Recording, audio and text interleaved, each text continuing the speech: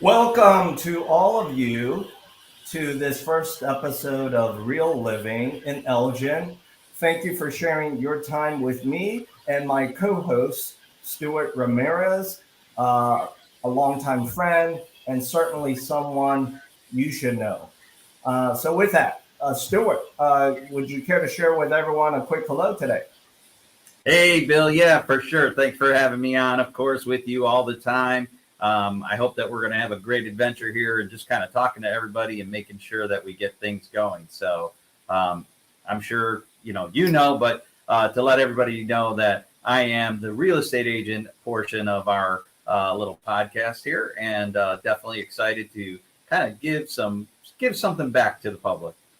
Yep, absolutely, absolutely. So, with that, Stuart, let me put you in the hot seat and ask you to lead us off in our conversation today so that everyone can hear straight from you, live in person. What are the current trends? What's going on with the business of real estate specific to in or near Elgin? Okay, cool. Yeah. Right now, Elgin is doing very, very well. I kind of just looked at some numbers for the first trimester because we're in May. So I did the first 4 months. And we actually closed about 407 properties in Elgin. And this is residential. It has nothing to do with commercial or, rentals or anything like that. This is really just like condos, townhouses, and single families and multifamilies. So we sold about 407 properties. We currently have about 172 properties available on the market and under contract, at 221 properties under contract. So that's good and bad. Good from the standpoint, we've got activity. Things are happening. Buyers are buying. Sellers are selling their properties. Right. Bad from the standpoint that 172 active properties, knowing that we sold 407 in the last 4 months, that tells you we don't have enough inventory. Right, right. So, as I hear that, Stuart, let me do a role play with you. If I am a seller who's planning to sell the home that I live in or the home that I own as a landlord, doesn't matter. What is the most important thing I should do as part of my next step? So, the most important thing is definitely talk to a professional, right? Talk to a professional realtor, talk to a lender, just so you see where things are for you. Even if you have a financial advisor, talk to a financial advisor to see where things are. That's the most important thing. But as far as actually really deciding if you want to put your house on the market, yes, of course. This is the best time to put your house on the market. If you're going to downsize, you're at an advantage. If you're going to upsize, you're not at such an advantage, but you still can make deals and you still can put deals together. And it depends on what your mindset is. Yeah, absolutely. And I've heard this cliche um, from you a few times, and that is, selling at the right price point, right?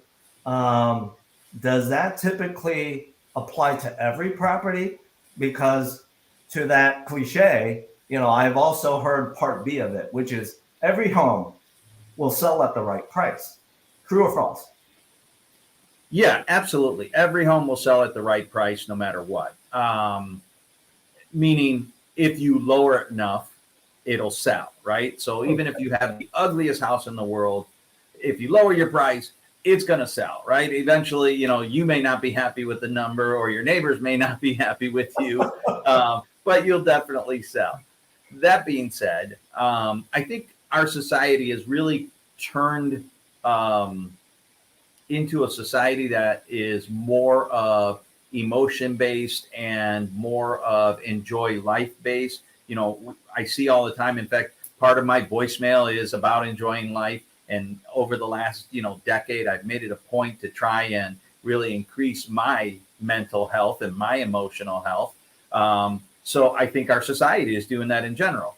That being said, the point of this is that buyers, they don't want to buy a house that they have to fix up. They don't want to buy a house that they have to do a ton of work. They want to buy a house that's ready to go. And so as a seller, you need to make sure your house is ready to go. That's really super important. Yep. I'm right there with you. I'm right there with you. So let's now move the conversation to, I'm sure, a question that you face and you've dealt with and created a lot of success around, and that is how to help. Let's start with a seller who may be selling, we can joke about it today, an ugly duckling, or in real terms, real life terms, maybe a home that's dated, where maintenance has been deferred for some time. What is your strategy? What is your secret when you have to deal with that, representing a seller like me? So my number one strategy as a real estate agent is I help my clients, my sellers, get a team together, whether it's a team of painters, contractors, doing a home inspection to see exactly where your home sits and how to actually jump ahead of the curve or jump ahead of the buyer's inspection to make sure the minor easy stuff are done and you're not scaring them away with a list of 35 items that are wrong and only have maybe 2 or 3. So I help them navigate that completely in every single way and try to keep it as affordable as possible. I've got, people that I've worked with that I remind them, hey, this is, in an effort to make money and sell their home for the most amount of money, not necessarily to glamorize themselves or to glamorize the home so that they're just, paying top dollar. So that's something that I really work on, and I think people should work on when they're selling their home. Yeah, that makes perfect sense. And for those of you who don't know Stuart well enough yet, I can attest to that, because if you don't know him well enough, well, it's easy to change that. Just follow him on social media. I've seen enough of your posts where you get very real with everybody. And that is, you show that your business, the outcome, the successful outcome that you deliver for your clients, it's not just about you showing up and, to get them to sign the contract or showing up in your nice suit. You get real, and sometimes you get kind of dirty to make things happen, right? Yeah. Unfortunately, I do. Sometimes I question myself and I wonder, what am I doing in this garbage can? I actually had posted one time on Facebook where I was in a dumpster. So I've done it all. And I truly know that it is so easy to tell someone what to do. Right. It's not so easy to actually participate with them and help them get it done, encourage them to get it done, work with them, guide them. And some, I don't even want to say some, a lot of my clients do most of the work themselves. Even though I offer to do a ton of work, most of them do it themselves, or most of the work they'll do themselves. But there are clients who just can't, or don't have the time, or, sometimes they feel overwhelmed and they just need that push, that encouragement, that help. And that's when I get in and I help and I make the difference. And when it's all said and done, it really is for the better in every way. Yeah. And this much I know about you. As a leader, the managing broker of your office, I mean, the best way to lead is, lead from the front. Don't ask your team members to do something that you're not willing to do. So spot on, right on there. Yeah, for sure. I know some of my agents think I'm a little crazy and they don't want to work that hard. But and when you cannot, or when you must outsource it, I know this much about you. You got people. Yeah, for sure. So let's now move the conversation to the other half of the equation. What advice do you give? What counseling do you provide to those buyers who may be scratching their head of, I like the ugly duckling because of, the three words that matter in real estate, right? Location, location, location. But Stuart, man, how do I get it to be my beauty? What advice do you have for those of your clients who are buyers of that ugly duckling?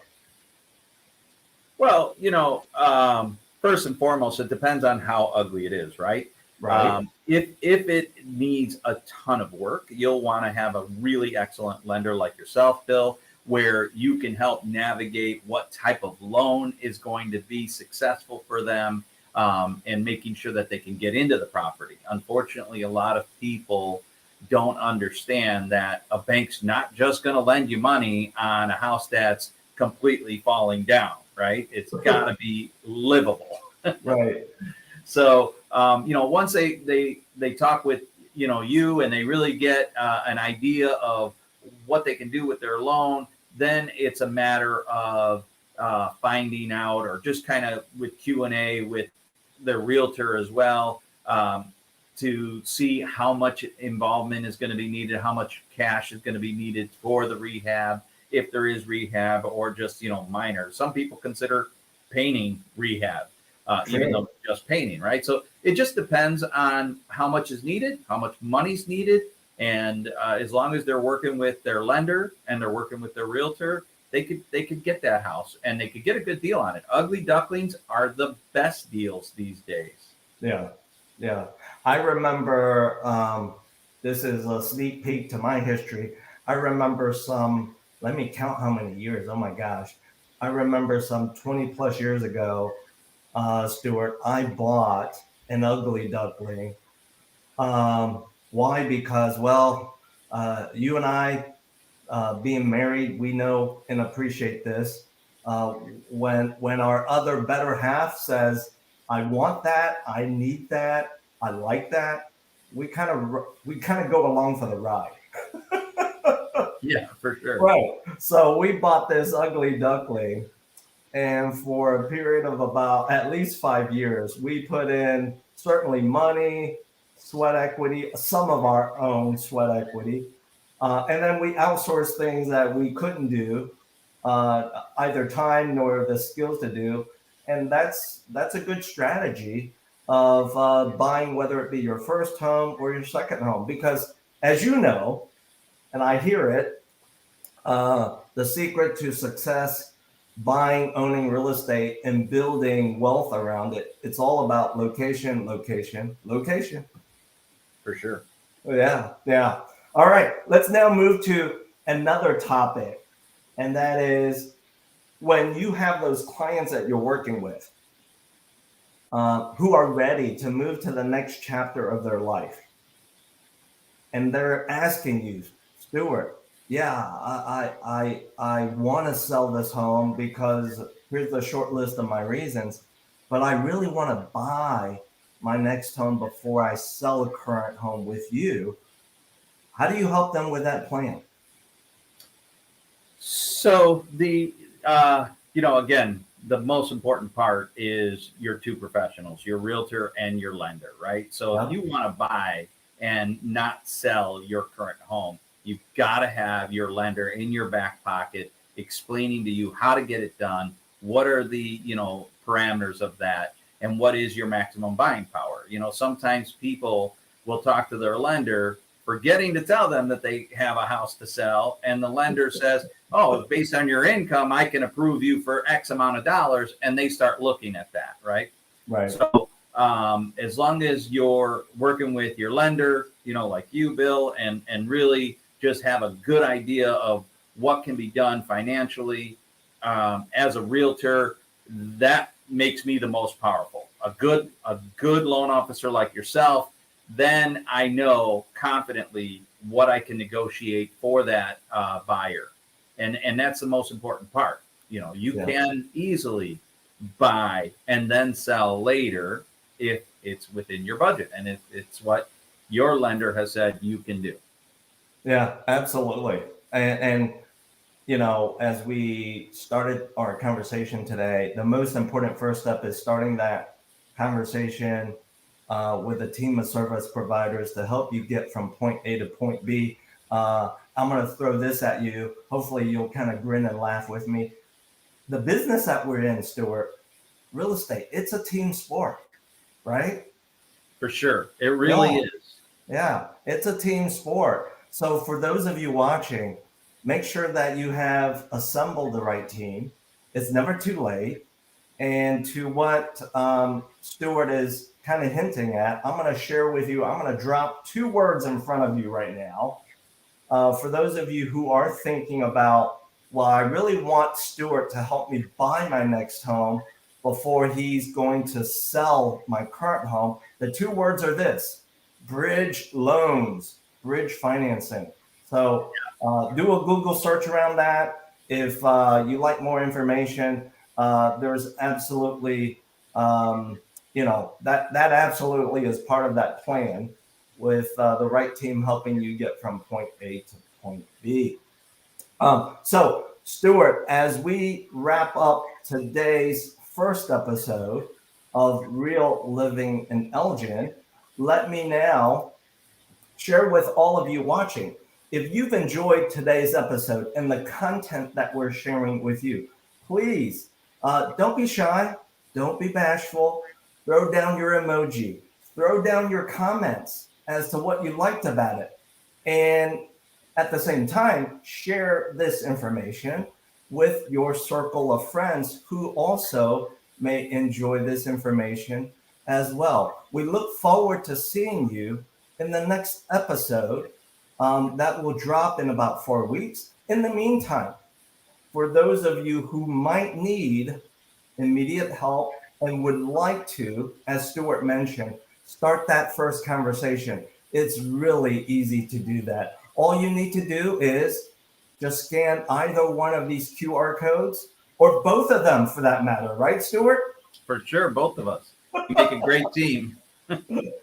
So, as we wrap up today's episode of Real Living in Elgin, Stuart, thank you for sharing your time with me. Your time is precious, I know, because you've got all of these sellers and buyers needing your time to help them get from point A to point B. So, buddy, until we see each other in the next episode, enjoy your Tuesday today and the rest of your week. For sure, I will. And I'll see you before the next episode. Don't you worry. Yes, you will. By the way, for those of you watching us today, a little secret.